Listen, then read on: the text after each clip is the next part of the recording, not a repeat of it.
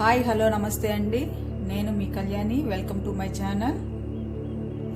మనం దేవుడికి వడపప్పు పెట్టుకుంటాం కదా, మన స్టైల్ వేరేగా ఉంటుంది, కర్ణాటక స్టైల్ వేరేగా ఉంటుంది. మీకు కర్ణాటక స్టైల్ ఎలా ఉంటుందో చూపించబోతున్నాను. ముందుగా 1 అవర్ ముందు పెసరపప్పుని నానబెట్టుకోవాలా. వీటికి కావాల్సిన పదార్థాలు పెసరపప్పు, కొబ్బరి, కీరా, క్యారెట్, పచ్చిమిర్చి, లెమన్, తిరగమాత గింజలు. పెసరపప్పుని 1 అవర్ ముందు బాగా 2 సార్లు కడుక్కొని నానబెట్టుకోవాలా. వీటిని బాగా 2 సార్లు బాగా క్లీన్ చేసుకోవాలా. 3 సార్లు కడిగానండి, నానబెట్టుకోవాలి. ఇప్పుడు నెక్స్ట్ క్యారెట్, కీరా 2 తురుముకోవాలి. ఇవి సన్న సన్న ముక్కలుగా కట్ చేసుకోవాలా. కొబ్బరి ఏమో మిక్సీకి వేసుకోవాలండి, సన్నగా కోసుకొని మెత్తగా మిక్సీకి వేసుకోవాలి. కొత్తిమీర నీట్గా కడుక్కొని సన్నగా కట్ చేసి పెట్టుకోవాలి. పెసరపప్పు నానిందండి బాగా. దీన్ని వడబుట్టలో వేసుకొని నీళ్ళన్నీ బాగా వంపేసుకోవాలా. ముందుగా ఒక బాండిల్ పెట్టుకొని దాంట్లో 2 స్పూన్లు నూనె వేసుకోవాలండి. పెద్దగా ఆయిల్ ఏమి ఎక్కువ పట్టదు.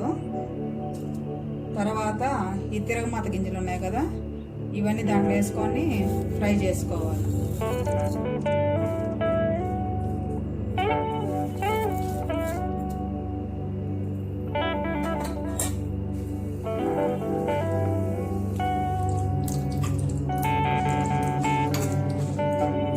ఇప్పుడు కరివేపాకు వేసుకోవాలి.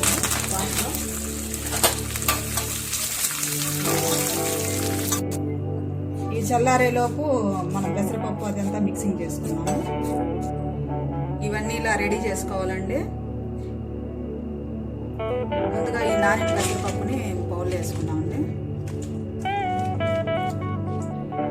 నెక్స్ట్ కొబ్బరి తురుము, తర్వాత క్యారెట్ తురుము, కీరా సన్నగా కట్ చేసుకున్న కీరా, పచ్చిమిర్చి తురుము, సన్నగా కట్ చేసుకున్న కొత్తిమీర, మీ టేస్ట్కి సరిపడా సాల్ట్ అండి. కావాలంటే మామిడికాయ తురుము కూడా వేసుకోవచ్చండి, దీనికి ఆప్షనల్ అది. ఇప్పుడు ఇవన్నీ బాగా కలిగి పెట్టుకోవాలా.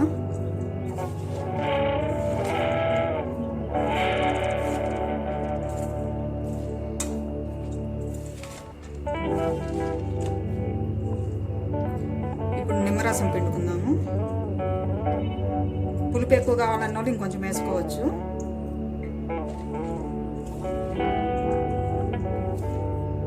నెక్స్ట్ ఈ చల్లార్చిన తిరగమాత ఉంది కదండి, ఈ తిరగమాత గింజలు కూడా దీంట్లో వేసుకొని కలుపుకోవడమే.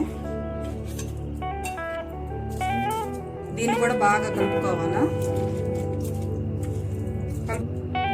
కలుపుకున్న తర్వాత దీన్ని సర్వింగ్ బౌల్లోకి తీసుకుందామండి. ఇంతేనండి, సర్వింగ్ బౌల్లో తీసుకుందాం. ఇలా సర్వింగ్ బౌల్లోకి సర్వ్ చేసుకుందాం. ఇంతేనండి. దీన్ని ఇక్కడ కోసంబరి అని పిలుస్తారు, మనం వడపప్పు అని అంటాము. ఇక్కడ కర్ణాటకలో కోసంబరి అని పిలుస్తారండి. చాలా టేస్ట్గా ఉంటుంది. మీరు కూడా ఒకసారి చేసుకొని తినండి. నచ్చితే కామెంట్ చేయండి. Please like, share and subscribe to my channel.